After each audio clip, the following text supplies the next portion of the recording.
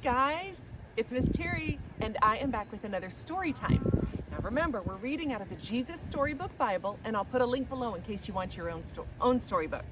Now, do you remember the last time I read to you? We learned of a man that God had rescued from slavery that his brothers had put him into.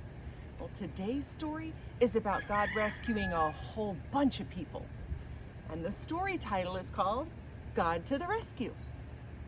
Now, Joseph and his brothers grew old and died, but their children's children stayed on in Egypt, and they became a very large family.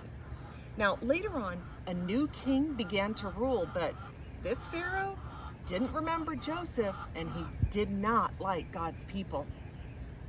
He made them into his slaves, and he beat them, and he made them work harder and harder and harder. Now, God's people cried out to God to rescue them, and God heard them. He remembered his promise to Abraham, and he would look after his people. God would find a way to set his people free. Now, one day, Moses was looking after his sheep when something caught his eye. It was a bush, and it was behaving very strangely. It was flickering with flames, but the leaves weren't burning up. So he took a closer look. "Moses," boomed a big voice. Moses leapt back. The bush was talking to him. "I have seen their tears. I have come down to rescue them. Go to Pharaoh and tell him to let my people go." Moses was afraid, but God said, "I'll be with you." So Moses went to Pharaoh. "Pharaoh," Moses began. "God says." "God," says Pharaoh. "Don't know him." Moses kept going. God said, "Let his people free." "Why should I?" Pharaoh said. "I don't want to. I won't." So he didn't. So God gave Pharaoh 10 warnings called plagues. First, God turned the Nile River into blood, and then nobody could drink the water. But still, Pharaoh wouldn't let him go. So God made frogs come out, and they were hopping and leaping and jumping. Frogs in your bed, frogs in your food, frogs in your hair. They were everywhere. "Make them go away," Pharaoh screamed. "Then your people can go." So God took the frogs away. But Pharaoh changed his mind. "You can't go after all," he said. Then God sent zillions of gnats. But still, Pharaoh said no. So then God sent swarms of flies, and they were buzzing everywhere and getting into their eyes.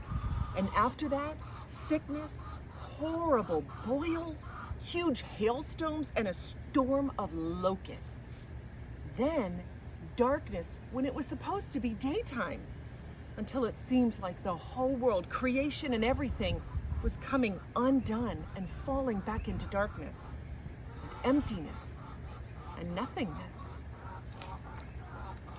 But each time Pharaoh said, "Make them stop and I will let them go." And each time, when God made it stop, Pharaoh changed his mind and said, "Actually, no, I'm not going to let you go."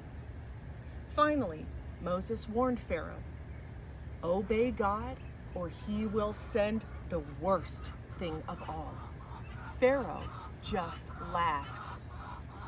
So God said, "The oldest boy in every family in Egypt will die. But my people will be safe." God told his people to take their best lamb and to kill it and put some of the blood up above their doorways. "When God passes over your house," Moses explained, "God will see the blood and know that the lamb has died instead of your son." That night, it was just as God had said. Suddenly, piercing the darkness, echoing through the corridors of the palace, came a blood-curdling scream. Pharaoh's oldest son had died. At last, Pharaoh finally did what God said. "Get out," Pharaoh shouted. "Just go." And so, that very night, Moses and God's people fled out of Egypt and out of slavery. They were free at last.